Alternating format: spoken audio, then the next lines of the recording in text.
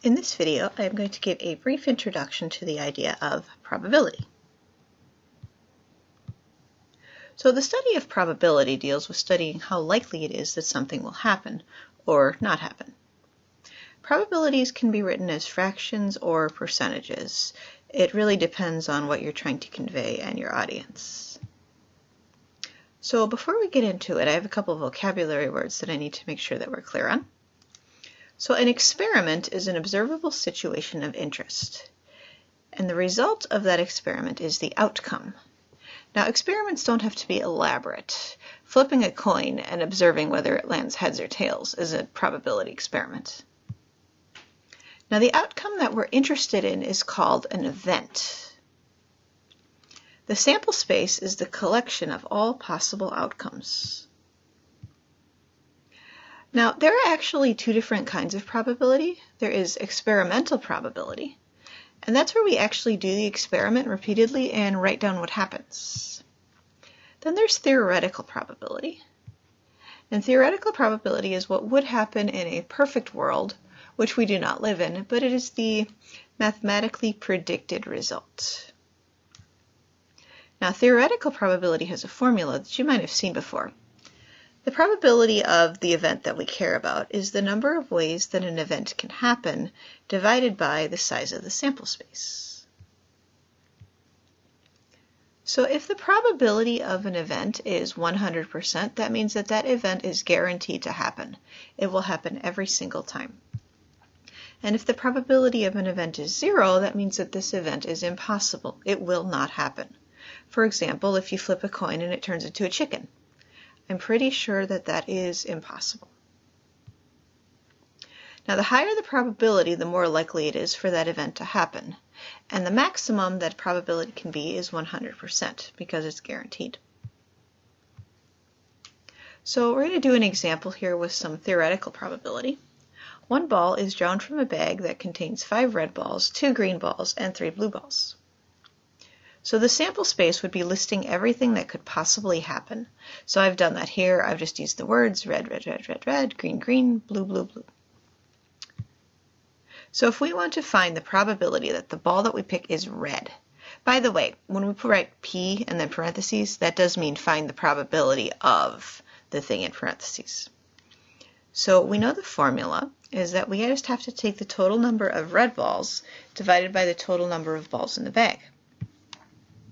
Now, there are 10 balls in the bag. You could either count them or 5 plus 2 plus 3 is 10.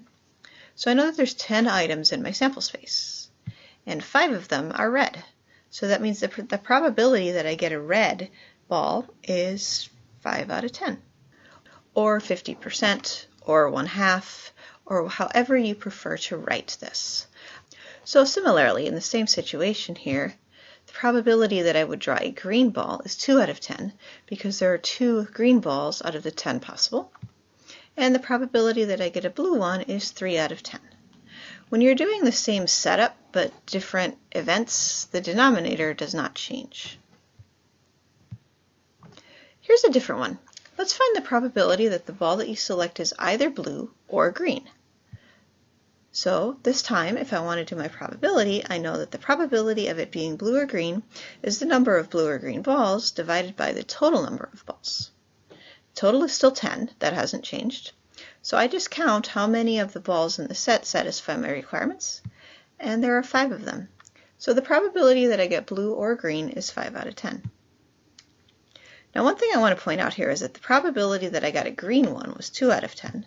And the probability that I got a blue one was 3 out of 10. The probability that I get blue or green is 5 out of 10. Let's look at the probability of getting red or green.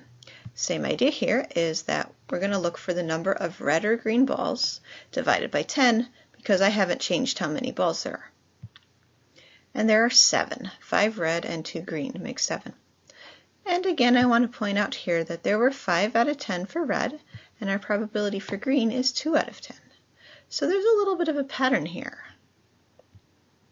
The probability that the ball was red or green is the same thing as the probability that the ball was red plus the probability that the ball was green. So here's kind of a rule for probabilities. If you have a situation where you want to figure out the probability of one event, I called it event A, or event B, then you can also find it by finding the probability of event A plus the probability of event B. But this only works if we satisfy a certain condition. In our example here, it is not possible for a ball to be red and green simultaneously. So that's why this trick works. Now, two events that have nothing in common are called mutually exclusive events. So when event A and event B are mutually exclusive, we can calculate the probability of event A or event B by just adding the individual probabilities together. But again, this only works if these two events are mutually exclusive. So if I go back to my example here, I'm going to do another one. This time, I want to find the probability that the ball that I select is not blue. Well, if it's not blue, then it must be green or red. So that means that the probability that it is not blue is the same thing as the probability that it is green or red, which was 7 out of 10. Now, the probability of being blue and not blue are mutually exclusive, because it's not possible for something to be blue and not blue at the same time. So the probability that we picked a blue ball was 3 out of 10, and the probability that we picked a ball that was not blue was 7 out of 10. When I add these together, the probability of blue and not blue, because they are mutually exclusive, this gives me 10 out of 10, or 100%. So essentially, if I want to find the probability that I pick a ball that is either blue or not blue, I am essentially just saying, pick a ball. Now, because your only options are blue and not blue, we call these complementary events. So two events are complementary if they satisfy two conditions. First, they have to be mutually exclusive. And secondly, together they contain the entire sample space. So this means that if you add the two of them together, then that equals 1, or 100%. So there's one other thing I want to point out here about complementary events. Once again, let's go back to this problem of finding the probability that the ball that I pick is not blue. Now, since we know that these are complementary events, that means that the probability that the ball is not blue plus the probability that it is blue is 1. So I could invoke a little bit of algebra here and figure out that the probability of not blue is the same thing as 1 minus the probability of blue. And this is true in general. If two events are complementary, then the probability of not A is the same thing as 1 minus the probability of A. Is this easier than just figuring out the probability of not A by counting? I have no idea. It depends on the situation, but it is a sort of nice rule.